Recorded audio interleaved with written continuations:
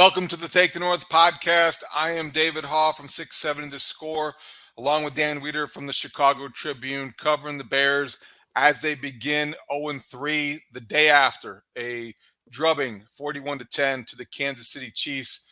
Dan, you're back from Kansas City. You're up at Haugh Hall. This is going to be a very long season. That's what Monday has told me. Yeah, I'm very interested to hear your take. I'm obviously standing in front of the greatness wall here in the midway of Haugh Hall. These are dusty old artifacts because I have not seen greatness in this building in a very long time, and it certainly wasn't great on Sunday. I'm going to be very interested to hear your takeaways from the temperature of the city after the Bears suffered their 13th consecutive loss. This one, a game where they were down by 41 points midway through the third quarter, and I'm out here on Monday listening to Coach Matt Eberflus talk about that the Bears are close. He really believes they're close and that they just need to focus in on the details more.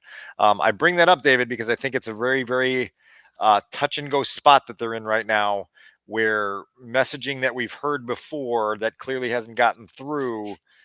Why are we to think that it's going to stick this time with a group of players that has to be asking a lot of the same questions we're asking in terms of where is the solutions, where is the growth, where's the improvement, where's the development?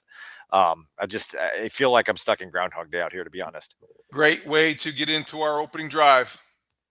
It's time for the opening drive. Groundhog Day because it feels so familiar, and I think that when you ask me to summarize kind of what senses in Chicago, I don't think you can do that just based on one morning talk show. You know, we had callers to the Mully and Haugh show, our reaction, obviously.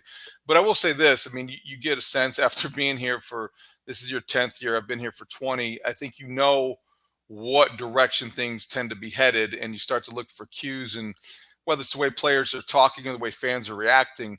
I'll say this, I believe that it feels like the Bears and this regime are closer to the end than the beginning, and they're 20 games into this regime.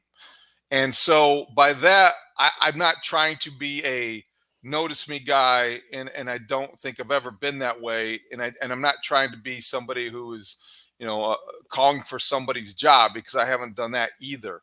But I have been in Chicago long enough to know where things tend to go once they start headed in a certain direction. And the Bears feel like Sunday may have been like crossing the point of no return. And it feels like that would be as much as anything that when we look back and assess, with the Mark Trestman era, point of comparison, and we do that a lot just because it's the most convenient one, because that was a very dysfunctional 2-year tenure. But when he decided to kick a field goal on second down, that was really like, boy, that's gonna leave a mark. And it did. This feels like the Kansas City week of preparation, and then the way that they were blown out. I don't know how Matt Eberflus, the head coach, in terms of credibility, recovers from this. And I think that he's on the verge of bringing Ryan Poles, the general manager, down with him. Scary premise, and that's that's where I am. I felt a level of agitation earlier in the day on Monday, and right now it's just kind of like a whatever. Like, here we are, because you sit here and you put me onto Jay Kudo, who's the guy on Twitter who puts out those graphics with statistical nuggets, and he had one last week showing the NFL as if they were baseball standings of the last 162 games, right? I'm sure you saw that. And the Bears were in their standings there, and they were 62-100, and they were the fourth worst team in the league, in a company with the Browns, the Jets, and the Jaguars, which, as you know, over the last 10 plus years, by the way, that corresponds almost exactly with my entire tenure on the beat. So that graphic hit me particularly hard because it's what I've lived through on this beat. And when I talk about this feeling so familiar and redundant here at Haugh Hall, how many of these Mondays have I sat through, no matter who the coach is, standing up there at the dais and telling us, oh, we just gotta clean up that one mistake, and there's things on video that are correctable, and if we just do it this week, we're right there. We've documented now that this is their first 0-3 start since 2016. That season ended up being a 13-loss season.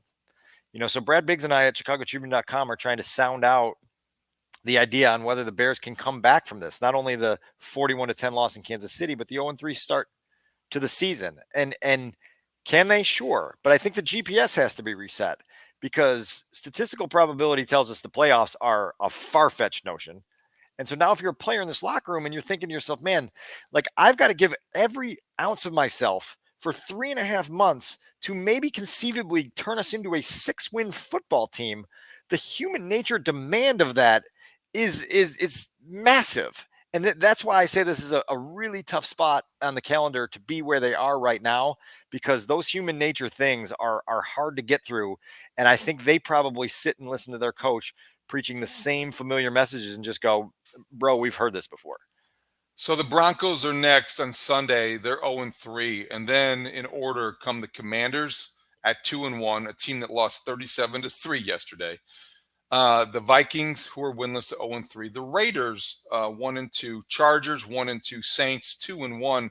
And Panthers, 0-3. There's a tendency and even a temptation to look at that schedule and to see the soft spots, starting with a team that gave up 726 offensive yards, an NFL record, and 70 points in the Broncos, and think that, well, the worst is over. And now the Bears can start to show signs of progress that Matt Eberflus cited at Hallis Hall on Monday. And I caution people to say that is probably true, but I don't know if it's cynicism, experience, or the inherent negativity that sometimes you feel doing this job and being around this much losing. But those teams that I just referenced are also looking at the Bears as the break in their schedules. So I don't know if I find solace or the Bears should find fear in the schedule, because it says, yeah, there's an opening, but it also underscores what we just talked about. If they can't get right, given those teams on the schedule, then what I, ominously, foreshadowed in the opening comment is going to come true, because if you can't beat them, you can't beat anybody. I mentioned the word playoffs a minute ago, right? And your natural inclination is to go find the Jim Mora video and respond to any conversation that includes that word with that famous soundbite. The opposite end of that spectrum is going 0-17. If we sat here today and you took a poll of 1,000 people in the city of Chicago and said, what one is more likely, the Bears making the playoffs at the end of the season or the Bears going winless this season? Which way do you think they'd lean, David? I think that if we're taking odds in Vegas, the way that so many odds are taken, that more people would think that the Bears are closer to being a winless team than a playoff team. There's no doubt about it. We all know it's almost impossible to go winless in this league. You're going to find your way to a victory or two somewhere along the lines. But this team hasn't found their way to a victory in 11 calendar months. We've checked off every single month of the calendar, but October, because they got that one last October in Foxborough. I just there's a heaviness to this, right? And there's a heaviness that the players can put up their guard as much as they want, and they can grind and they can do all the things, stay together, all those things that you need. There is still a monumental human ask to try to invest in a process that doesn't seem to be leading anywhere. And I think that's where this gets so bleak so quickly. I think I understand why too, and partly, in Chicago, but I think this is probably similar to other NFL cities. Maybe it's exacerbated in Chicago because of the lack of a quarterback for so long. But if there was more belief in Justin Fields or more progress that was obvious and evident to everybody watching, I don't think it would feel this heavy. I think what's happened in the first 3 games of this season is that Justin Fields has lost the benefit of the doubt. And maybe he wasn't as close to gaining it as maybe we were led to believe, or maybe we thought at one point. But last year was all about accepting the losing, because you felt like there was a quarterback here that once he had talent around him, improved the talent around him, and with experience, it was all going to come together. This year, that's not a premise that you can point to, and it's not realistic because of the flaws that have been obvious in Justin Fields' game. So if he's not developing, and there's no talent around him enough to raise his level, and he's not going to raise the other, he's not a multiplier, as they say, then I think that's when the reality starts to set in. It's like, oh boy, we were wrong about him. And if you're wrong about him, what else were you wrong about? And here we go again. Nothing is unlocked particularly offensively, but nothing period right now inside this organization seems to be unlocked. And so you're heading to the month of October, you're winless. You've got all these weights from a year ago that are still here, even for people that weren't here. They're still a part of the team's storyline. And you just like, you literally can't point to anything that you feel good about, that you feel confident about, that you feel is stable and steady right now, whether that's offense, defense, special teams, coaching, drama, dysfunction, top-down leadership, whatever it is. You're just like, where is the steadiness and stability in all this? Where's the thing that we turn to and say, okay, this is the one thing we can rely on to help us get on the right track? Now, look, like you pointed out, the upcoming schedule should be a much more favorable stretch than what they experienced in the first month of the season. But you've got to find a way to be close to flawless every week just to put yourself in games in the fourth quarter to then have the opportunity to try to make a play to go win those games. And right now that seems like a monumental ask. They don't sack the quarterback. They barely take the ball away. They rarely make big drives and big moments offensively. You've got no, playmakers on this roster where you go 100%, you go to that guy every single time and you're going to have something happen. Yeah, I mean, I just don't even know where you begin the troubleshooting manual for this, because there's just so many layers to what is wrong. It's like you need that. It's like trying to fix your dishwasher, but there's like 19 problems. You don't know which one. Did we fix this one, or is it fixed and it's not working because these other 18 things are broken? Well, they have a lot broken, and there's not anything on either side of the ball to point to that gives you some source of inspiration or contentment. By the way, if you just want a small thumbnail of Monday afternoon at House Hall, go find yourself the sound of Matt Eberflus talking about Tyreek Stevenson's exit from Sunday's game, where he describes it as, he came out of the game and then I was kind of the impression that he was in concussion protocol, but then he wasn't in concussion protocol and it was a neck injury. And we said, well, the official report was that he was out with an illness. Oh yeah. Then it's an illness. It was an illness then. And yeah, so we're not trying to hide anything. It's just like they can't even get the basic organizational stuff organized. Alibi. They can't even lie correctly or in sync, or just be like have their arms around situations. Like that's why week 3 got away from them, because nobody could get their arms around anything. Messaging is a problem. Whether it was the Alan Williams situation, whether it was the Justin Fields situation, whether it was all of the turmoil that existed here, it's just like you just don't feel like there's ever containment to any of it. And it just adds to this sentiment and this sense that like this organization is wayward and you don't know where the compass is to get you. It's like Blair Witch Project, Before we get on to our QB1 segment, and we'll have plenty more to say about Justin Fields, wanted to just follow up on that, because I got on the Bears this morning on the Mully and Haugh show on Monday morning, because those two incidents bothered me, and I think they should bother anybody watching. And I wanted to know what you thought about the explanations a day later. Justin Fields was helped off the field by DJ Moore. We talked to DJ Moore about that Monday morning on the show. And then he returned in a game that was 41-3 at the time of his return. Tyreek Stevenson earlier in the game on the first series had the helmet-to-helmet contact where he hit his head also on a camera equipment, and he was clearly dazed. And then he came back the next series. And then he later left. But I just wonder, we're supposed to buy the idea the concussion protocol was followed. I thought this was going to be, the era of increased awareness and erring on the side of caution. In neither case, you could say the Bears erred on the side of caution if both guys returned to action within, 15 minutes in real time of getting hit in the head and being wobbly. A year ago, Jaquan Brisker had multiple instances in the game in Atlanta, and he ended up in concussion protocol coming out of that after being checked for head injury, coming back in the game, hitting his head again, and then leaving. Jaquan Brisker missed, I don't remember how many games it was during that stretch, but he will talk openly about how kind of wayward he was for that stretch that he was out, struggling, having to kind of be by himself in dark rooms and just get himself back right again. And like, you're right to ask questions about procedural things, about how is this being handled, what exactly went right and what exactly went wrong in these instances. I don't know what the answer is, but you're right. Like, this is supposed to be the era of err on the side of caution at all costs. Make sure uh, that we need to take these player health and safety issues very, very seriously. And there seems to be a couple instances here where questions are at least valid. And what did DJ say in terms of his response and kind of his instincts that kicked in, obviously, in that moment? That he's always going to act that way, and he's got an increased awareness for himself and other players. And in that case, he could tell that it was just one of those things. He didn't.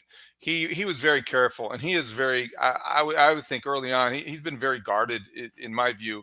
A lot of respect for him as a professional, but I don't think that he wants to get into a situation where he was being viewed as pointing a finger in any direction. So I don't want to put words in his mouth, but I had to ask him about it. And I think that because it was one of those things, but he didn't say anything that would lead you to believe that Justin Fields was compromised more than it was obvious already, and he shouldn't have returned. He did not say anything that could be interpreted that way.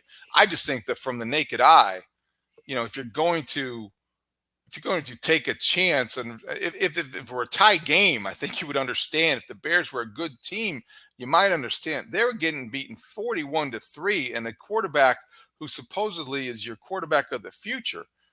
Why would you take that risk? And Matt Eberflus post game, I think, was rather cavalier about it and acknowledged, well, he was cleared. Common sense at some point has to prevail for a regime, again, that is supposed to be all about culture and common sense. So that's what bothered me as much as anything. I hear you. I hear you loud and clear. All right, let's move on to our QB1 segment. All right, Dan, we've been talking about it on and off, but defining moment and then the other categories we'll get into. But which was your defining moment for Justin Fields' day in Kansas City? Perfect segue, because it's the exact moment that you just talked about. It's Justin Fields scrambling at the end of a game in which they're down by 38 points, and he takes a absolutely vicious hit, and he comes up staggering, and obviously he's wobbly. This is kind of the risk reward, right? That the calculus that was introduced back into the equation last week when Justin made requests to his coaches to be able to play more freely, to be able to do things more instinctively, to be able to have the opportunity to get out and run when plays aren't there for him in the passing game. This is what you expose yourself to. You expose yourself to big hits. You expose yourself to physical tolls. You expose yourself to potential injury. This is what they're trying to go back to in order to break a crisis of confidence for their starting quarterback. This is not going to work like it did in late October and early November of last year, for all the reasons that you and I have talked about on this podcast for 10 months. Defenses have adjusted. They understand your number one explosive weapon is Justin Fields as a runner, and they're going to take that away every single opportunity they have to take it away. You have to develop a counterpunch.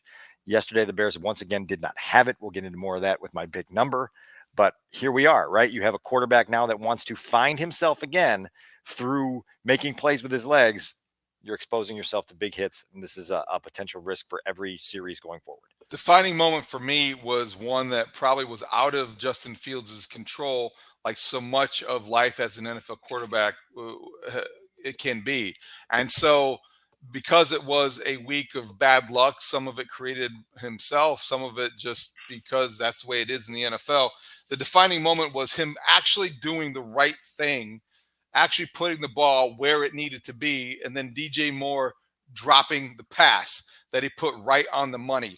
To me, nothing defined the week that Justin Fields had by finally throwing a pass and being the pocket passer that everybody wants him to be, and he's desperately just trying to get to, and then putting the pass right there. And DJ Moore, the most reliable, dependable Bear on offense, drops the pass. That defined what kind of day and what kind of week it had been and was for Justin. You know what that reminds me of, David? And I like to dig into my Little League coaching experience, but we have kids on our team that don't understand why the kids who throw strikes all the time get more plays made behind them in the field. And it's because the ball's in play more and you're more alert. And this reminds me of a quarterback who just hasn't hit many deep shots this year. And so when there is finally one there's just a lapse of we just haven't been in this rhythm. We haven't been in this groove. And you have that temporary lapse of concentration that results in a big play turning into an incompletion. And you're just like, that's why stacking completions. That's why stacking scoring drives. That's why getting rhythm and flow and momentum going as an offense is so important, because then when these big moments come,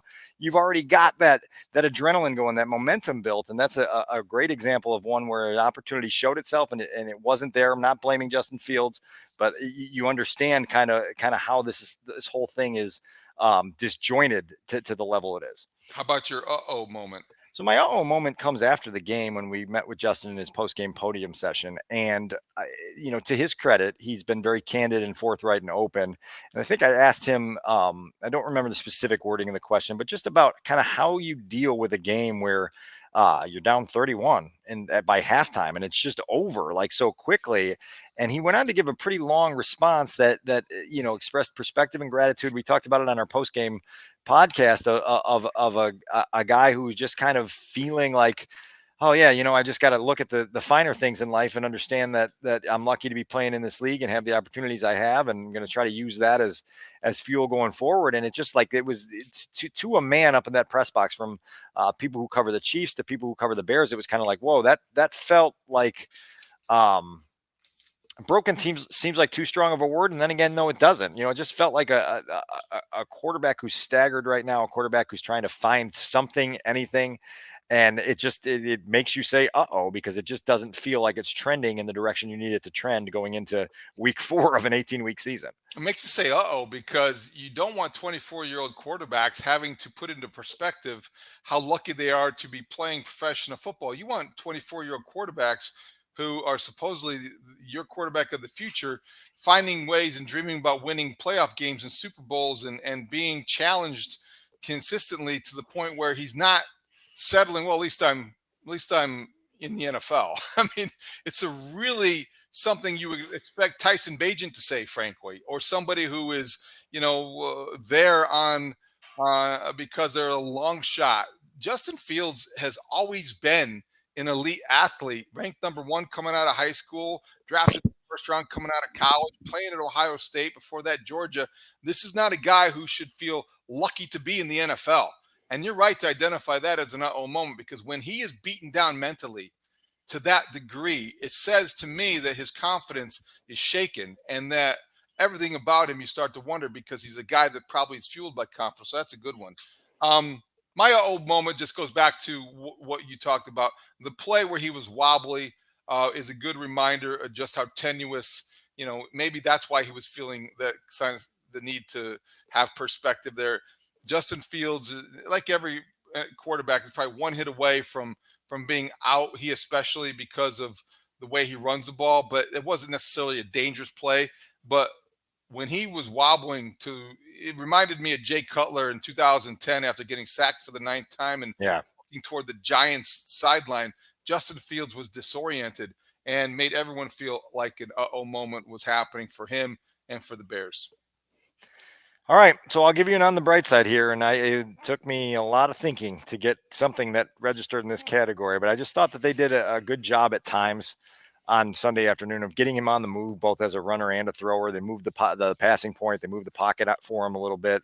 They gave him opportunities to be more comfortable on the move. Production-wise, it didn't really result too much, but I think you saw some strategic and schematic adjustments that they feel like can become more of what they do going forward, to just try to get something to unlock here, as we've talked about. So there were moments where you say, okay, like here's a new wrinkle to this that hopefully gets your quarterback in a better mindset. Ultimately, it's got to turn into production, which turns into points, which turns into wins. And we haven't had production or points or wins in a very long time. There's only one bright side for me in terms of Justin Fields' day, and that was when finally 1 + 2 = 6. And that was the touchdown pass with 4 minutes and 20 seconds left. DJ Moore finally scores his first touchdown in the regular season as a Bears wide receiver. 9-yard pass from Justin Fields. Nice execution. And there were 2,600 people in Arrowhead there to see it. Was that all that was left? I thought that's how many people that were waiting for Taylor Swift outside the Chiefs locker room. But there weren't many people left of the 73,562. But DJ Moore scores. Finally, on the bright side, Justin Fields connects with the wide receiver who still doesn't feel like or sound like he's having much fun in Chicago, but talk to me next week. Maybe it'll be a little different, but I feel sort of bad for DJ Moore because he just feels like there was so much maybe more promised and he's not there. All right, let's go to the key number. 99 passing yards for Justin Fields. I can't get past it. It's an unfathomable number to me in a game where you were behind by 2 scores at least for 41 minutes to end the game, and you couldn't even register some of that garbage time passing production that everyone gets. I mentioned on WSCR on Monday afternoon that you go back to, I think it was 2020 when Deshaun Watson led the NFL in passing, and you look at his fourth quarter stats for a woeful last place Texans team that was always playing from behind, just racked them up. Completions, yards, touchdowns, fourth quarter. Justin Fields can't even do that right now. 99 gross passing yards, 87 net there. He's made 27 starts, David. He's been below 175 passing yards 16 times in 28 starts. That's 175 passing yards in the modern NFL. 99, didn't even get to 100 on Sunday in a full-on chase game that, to your point, he didn't even come out of the game in. You know, it's not like they pulled him early in the fourth quarter and said, just take a seat. This isn't going well. I mean, that number, it doesn't even compute in my brain.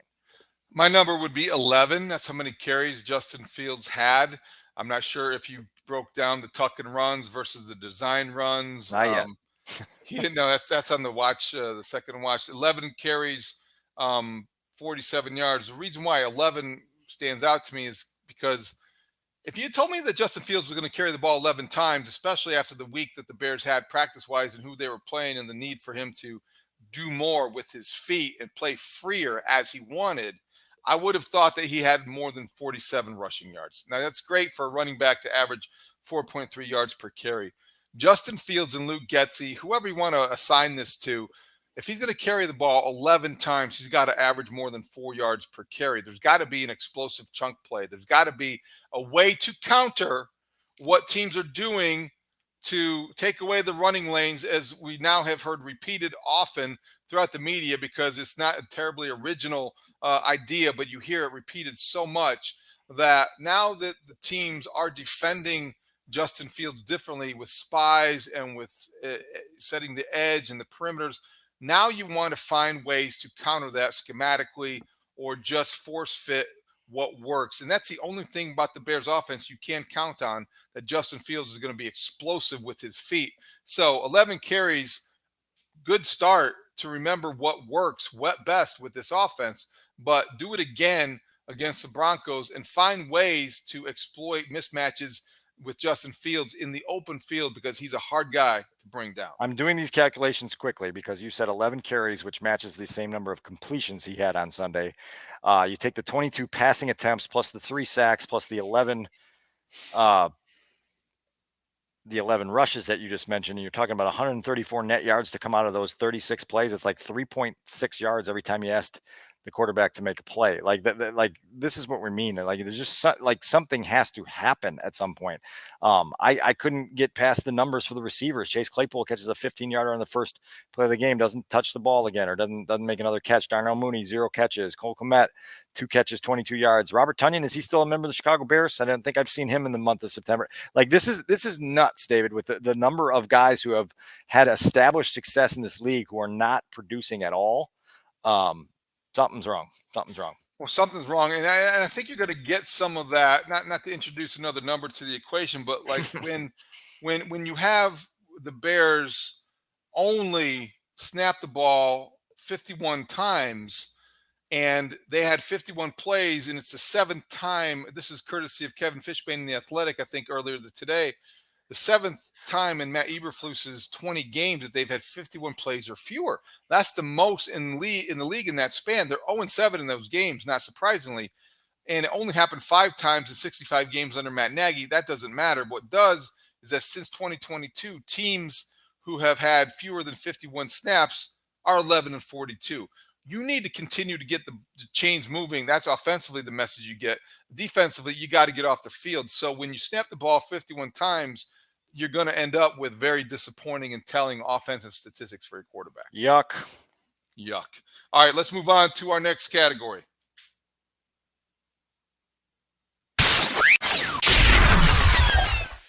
We can make this a 2-minute drill because I think we got some things we just have to wrap up. Dan, I want to ask the the question that will come up. It's the most talk radio oriented question that you may hear this week. It's also one you'll be asked and maybe you'd keep an eye out for. Is there any reason to wonder, or I guess we talk about Justin Fields and his hold on the job, is Tyson Bagent a quarterback that you feel like you're going to see this year than maybe you did last week? Is the backup quarterback for the Bears any closer to seeing the field than he was before they started 0-3? I mean, boy, with the direction this thing is going, I think at some point, if it continues down this road, you have to take a look at that. Now, you have to do that kid a service as well and make sure that he's ready. You know, this is still an undrafted rookie with a ton of college experience at the level that he played at, but still has to learn a lot about what this NFL game looks like. I know everyone got very excited in the month of August to see that kid play in the preseason. He was chucking the ball around to Doris Fountain. You know what I mean? Like, he has almost no chemistry, rapport, reps with the starting unit that the Bears have here. So there's a lot that goes into that. I guess the long answer is that. The short answer is, yeah, I would think at some point, for a lot of different reasons, you're going to see this kid make a start this year. Who knows when that comes? Bigsy and I were having a debate for our true or false thing on chicagotribune.com on whether Justin could benefit from a break right now. I think the answer to that is yes. That doesn't mean I'm advocating for him to be pulled. I think, like you have this game Sunday against the Broncos team that just gave up 726 yards. That should be an opportunity that you seize onto, as much as you seize onto any opportunity. But I think that the short week next week, you come after that Commanders game, and like, they just need to give Justin like 3 days in Cabo or go somewhere, dude, and just decompress and get away from this, because you could see kind of the weight of the pressure and the weight of the losing streak and the weight of everything kind of adding up on him. And I think that there's going to need a point where he just needs to take a step back for even 3 days and just take a breath. Nate Davis did not play. We talked about that post game. He was in uniform. He was not a healthy scratch, but he also was a backup. What did Matt Eberflus say, if anything, about his status moving forward on Monday? Yeah, no additional news on that front. It's somehow a very controversial topic. You're not allowed to express many opinions on it without getting backlash. I think that the Bears signed a guy for $30 million with the hope that he'd be an anchor on the offensive line. I'm very sensitive to the losing a parent aspect of this. You know, it's an absolutely gutting thing to go through. And, I return to a job typing words on a computer. He returns to a job that requires you to be really, really, really mentally strong in order to keep people from getting hurt, including yourself. So I don't think there's any right or wrong answer here. I just think that, this is a guy who's missed an awful lot of time now, and catching up is going to be very difficult. Well, I'll just add to this. I think everybody, unfortunately, can relate to the grief of losing a parent, and I don't want to make a judgment on that because it is difficult. I think in that context, the Bears, organizationally, probably didn't do him any favors, though, by in the NFL, the mentality is, if you are dressed, you play, and you are active, you play, or you're available to play. And if you're not ready to play, then nobody, I don't want to say nobody, but I think I would understand and have some grace there and some empathy if he's not ready mentally to do that, or physically, conditioning wise, because of the time he missed grieving or dealing with his family issue. We're all adults here. I think we can all understand that. But when they put him in a uniform, they made all questions about his availability fair game. Sure. I'm sorry. This is the way it works in professional sports, in whatever, whether it's any sport. So that's why I think I consistently or continually going to ask this question about, has there been an adequate explanation for why he wasn't available for an offensive line that is struggling right now? Yeah. Has there been an adequate explanation? That's like, you can write that on the top of my my Word document every time I walk in here. Has there been an adequate explanation? I'm batting like 275 over 11 years with getting adequate explanations on things. So, yeah, stop there. I feel your pain. So I think the other thing I was curious about, Tremaine Edmonds, according to Next Gen Research, I think there's a statistic out there that he was targeted 11 times and gave up 10 completions. And this is a guy that came to the Bears with positive metrics in pass defense? Is he just picked on? Is it just a product of playing the Chiefs? This is what Patrick Mahomes and Travis Kelce are going to do to linebackers who try to dare to cover them.